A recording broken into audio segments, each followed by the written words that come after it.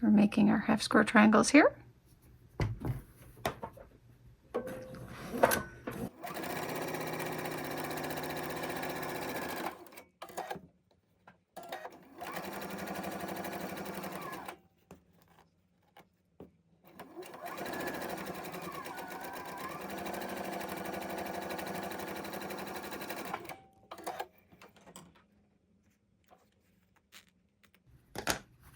Next, we cut these in half. You can use a rotary cutter or your scissors.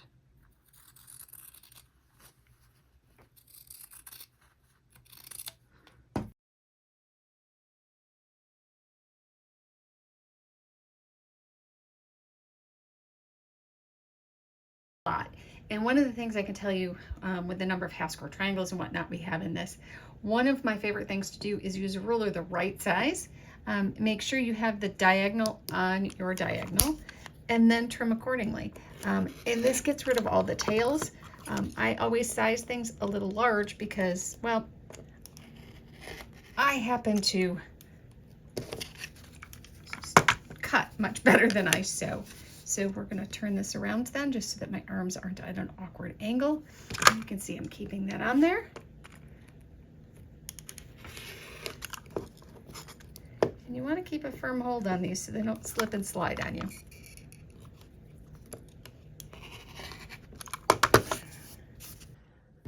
Okay, we're on to our next step. Now we are making quarter square triangles. Earlier we made our lovely half square triangles. Now we're going to make some quarter square triangles. If you haven't made them before, they start out much like your half square triangles. So we're going to kind of sew these together really quickly, and then we'll show you the trick for turning them into quarter squares.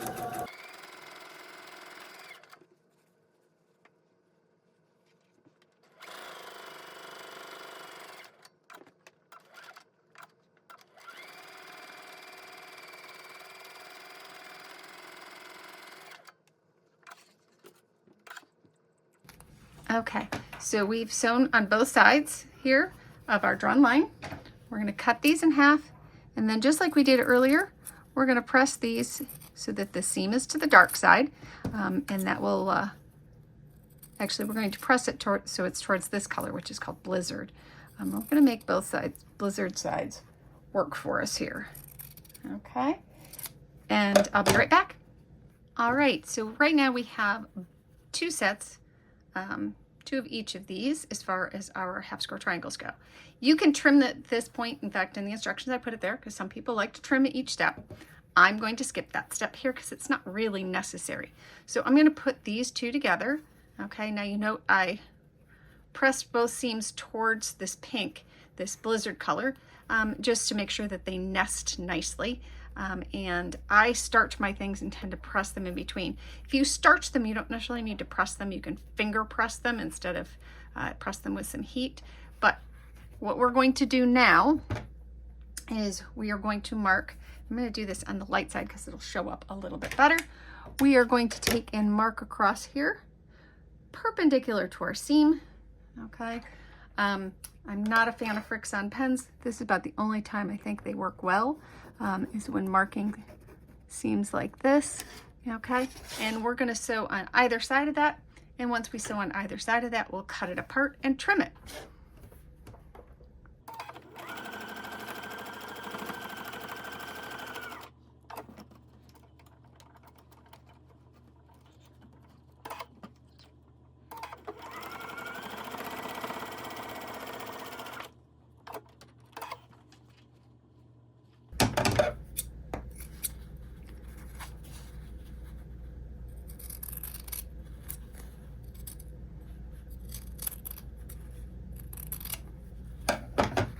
And if I did this right, voila, we have our quarter square triangle.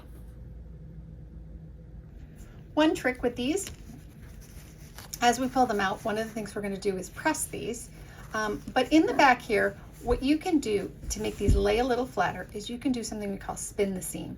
So you pull this part like this and press it down, okay?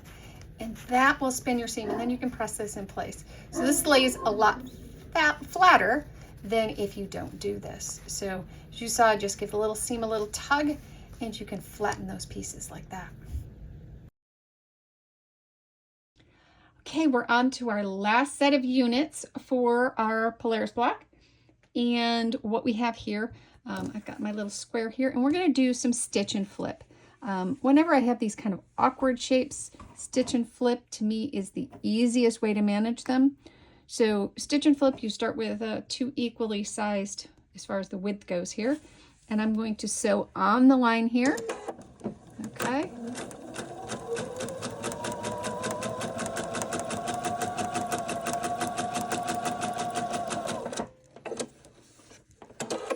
And when you do sew on the line here, the one thing you want to make sure of is that you're very, very, very, very careful with your directions. So, you know, make sure you note your orientation before you go crazy and start sewing, because there's nothing worse than knowing you got it the wrong way.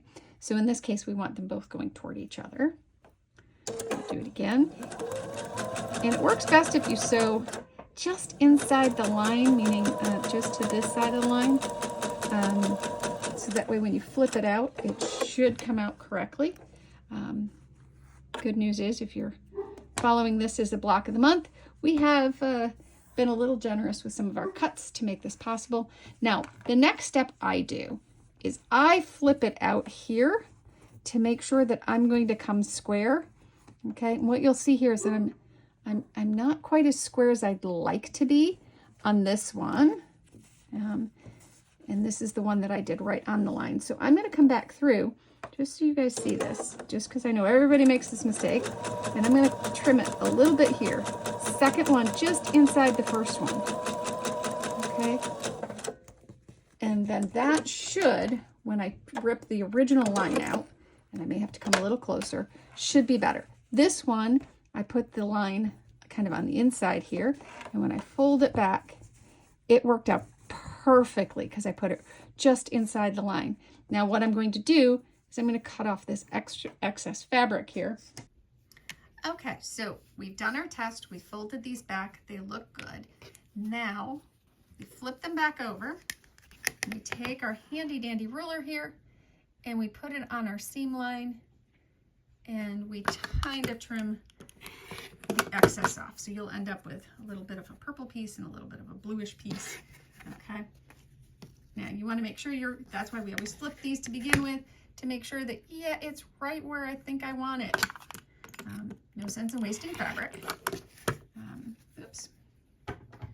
Sometimes my rotary cutter and I don't get along. There we go. So now we can flip this open like so. And as you can see, we'll press this and make sure it has a nice little dash of starch on it. And we'll make 4 of these. So our next step in this is to make a lovely 9 patch. Now when you make your 9 patches, make sure that you are being very, very, very careful with the directions of your blue pieces here, because those are very important. So first thing we're going to do here is make our star. Okay, and we're making sure that we've got everything kind of aligned the right way.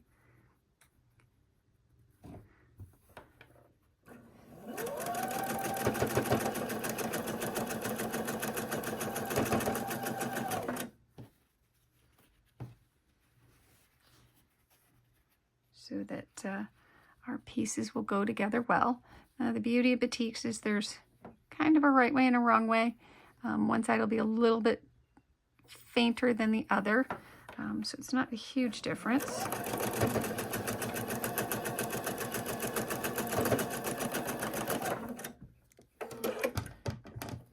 Okay, and now we're going to come back to the other side here and put these other pieces on to make our 9 patch. Okay, this will make the center of the Polaris block.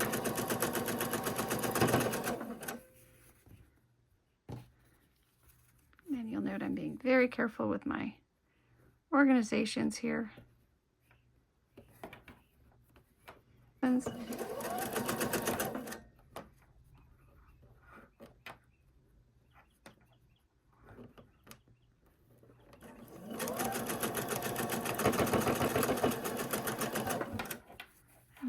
last piece here.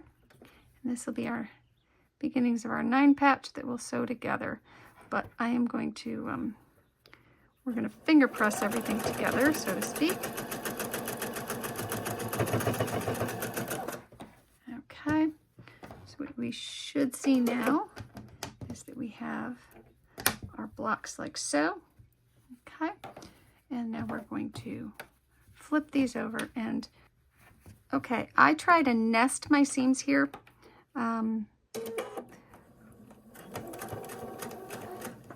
And I don't tend to press them ahead of time because it's easier to feel them together, if that makes any sense. And we're going to do this next one, and then we'll work on the next side. Now some people will pin all these. I just go kind of by feel here. As long as my seams are straight, we'll be good.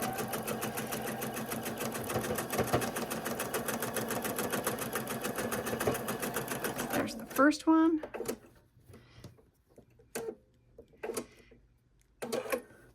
And so that worked out nicely. And then now we're going to put the second one on here.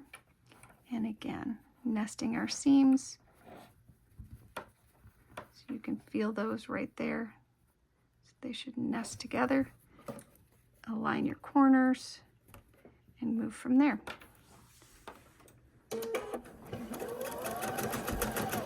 Now you'll note when I put my needle down, I tend to put it down a little bit in from the corner to avoid the biting, which sometimes happens. And when I aim here, one of the things I try to do is aim right for that point there, and that helps keep my points pretty on this. So let's do it again. And again, we're going to aim for that cross spot here. Sometimes you have to lift your presser foot to get it right. And then I tend to hold down the edge here, just to make sure that it doesn't slip. Okay, and with this, we have our 9 patch. Now, okay, everybody, we are on our last segment here of our lovely little block, in which case we're going to, again, it's kind of this is an uneven 9 patch, if you think about it that way. We've made our lovely star center here, and now we're going to add these kind of wedges to the outside to make the middle row, and then we're going to make the outer row here. And again, we're going to put these together. If you feel more comfortable taking and pinning these or clipping these, do what makes you comfortable. Just make sure you keep your corners, you know, tight, and that's what I always do, is kind of put my fingernail on them here.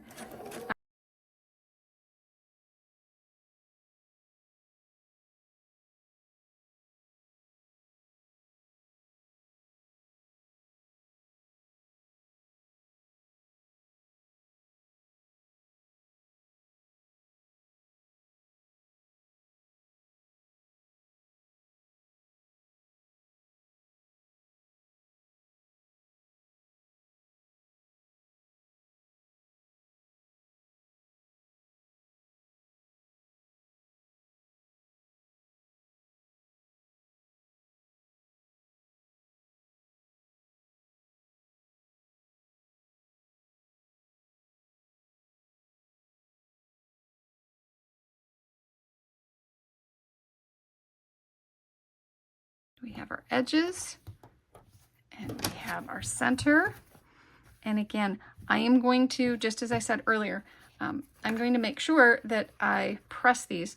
So this is one of those where you're going to press these in, press those out, and we're going to finger press these because, again, it works a little bit better if we hold those that way. Okay, this one. Okay, so now we're going to take these and we're going to kind of finger press these together, making sure that you've got your seams going opposite directions as you nest them. And we're going to make sure our tops align here so that we have some pretty seams.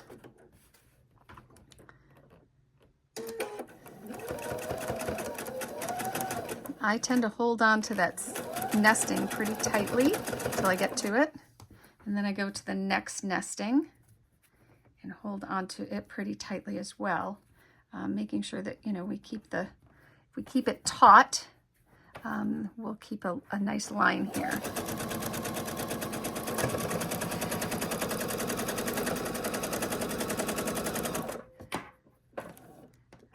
And when you get to where you're gonna mow over a seam here, I tend to lift my presser foot to make it lay flat.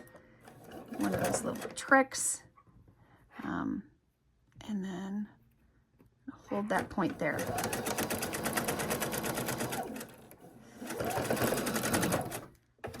And now on to the other side, because you'll see this side. See those nice matched points there? So we're going to do this next side, and then we'll trim her up. And our first block, Polaris, will be done.